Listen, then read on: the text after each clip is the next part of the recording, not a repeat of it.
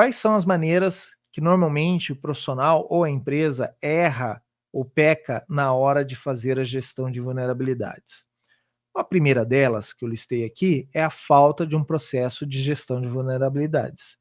Por que, que é importante você ter essa gestão? Viram que quando eu falei aqui da maneira como a gente faz gestão de vulnerabilidades, que tem passos, passo de identificar, o que, que eu vou fazer nessas tarefas de identificação, a parte de classificar, o que, que eu vou fazer na parte de classificação, o que, que eu vou fazer na hora de remediar, o que, que eu vou fazer na hora de mitigar. Se você não tem isso claro, o que, que acaba acontecendo? Você acaba trabalhando como um bombeiro, apagando incêndio dentro da empresa. E isso não pode ocorrer. A área de segurança ela tem que ser cadenciada, ela tem que ter planejamento. Você não pode fazer segurança à medida que os problemas estão surgindo. Você tem que sentar e planejar, tá? Então, segurança é algo tão sério que você precisa fazer isso. Então, é importante você ter esse processo, e é um processo que a sua empresa vai ter. Pode ser que você precise incluir algo mais dentro dessas 4 etapas de identificação, classificação, remediação e mitigação. E aí você pode mudar o processo da maneira que melhor lhe convier, tá bom? Dependência de ferramentas, isso também é um grande erro. Tem empresa que só faz gestão de vulnerabilidades baixando lá uma ferramenta, um OpenVAS ou um Nessus, roda a ferramenta e confia. Não dá para a gente fazer isso, gente. Não dá para confiar.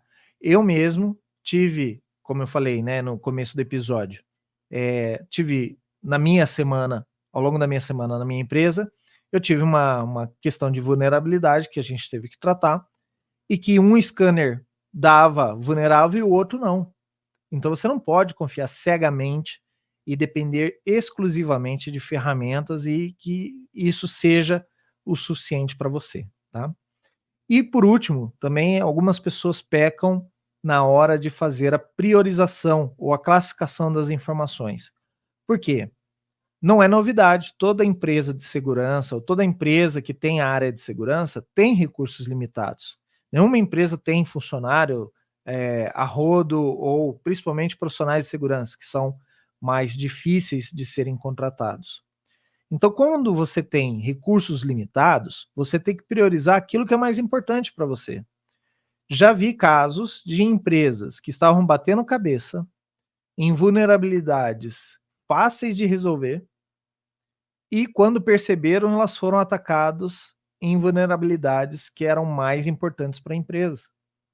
Então você tem que pensar nisso, tá? Então, fazer a priorização errada, você gastar tempo em coisas que não vale a pena, é um erro.